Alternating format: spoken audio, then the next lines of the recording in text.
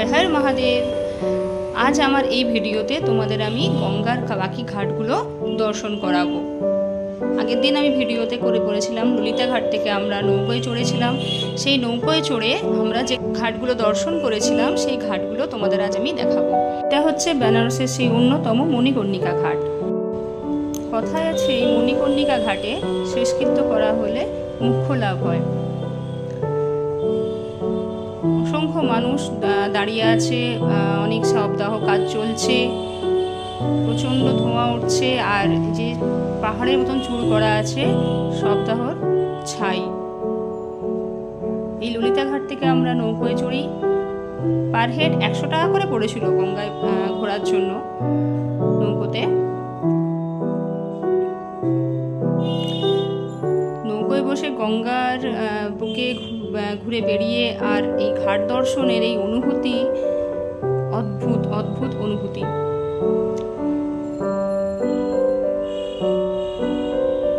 গঙ্গায় যা হাওয়া দিচ্ছিল, ঠান্ডাও লাগছিল খুব, কিন্তু ভীষণ ভালো লাগছিল।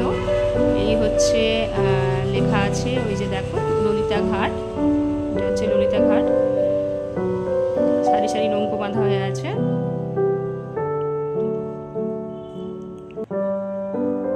পার্সোনালভাবে বুকিং করতে গেলে নৌকো অনেক চার্জ পড়ে যায়, 4000, 5000, 6000 যে যেমনভাবে নেয়।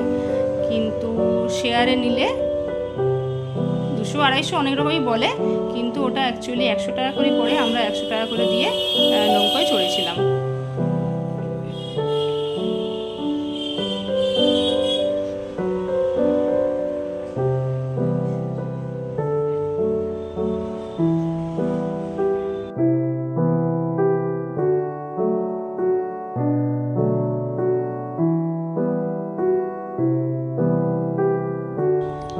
এই হচ্ছে কাশী বিশ্বনাথ মন্দির অন্যতম দশাশ্বমেধ ঘাট।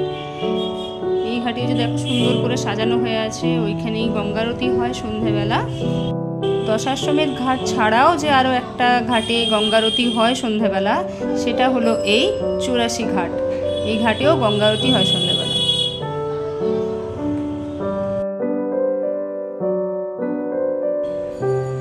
এই ঘাটটার নাম হচ্ছে দরভঙ্গা ঘাট।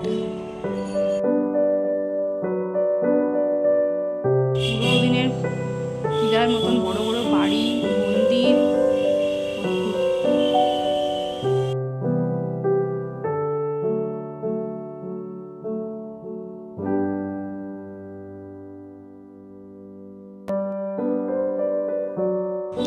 এই ঘাটটার নাম হচ্ছে রানা মহল ঘাট।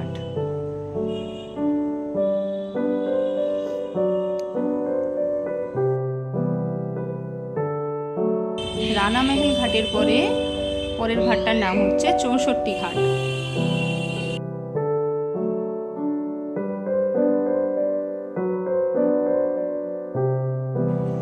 কিছু কিছু ঘাটের নাম আমি পড়তে পারিনি, তাই তোমাদের বলতে পারলাম না, দেখে নাও তোমরা।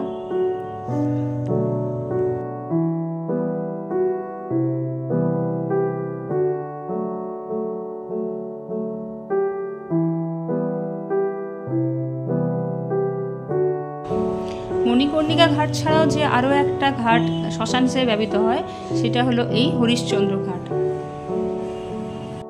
বেনারসে মোট 84টা গঙ্গার ঘাট রয়েছে, যার মধ্যে 2টো ঘাট শ্মশান হিসেবে ব্যবহৃত হয়, আর বাকি ঘাটগুলো পুজো অর্চনা এবং স্নানের জন্য ব্যবহৃত হয়। এই 84টা ঘাট দর্শনের জন্য আমরা এনাদের সাথেই নৌকো শেয়ার করে নিয়েছিলাম।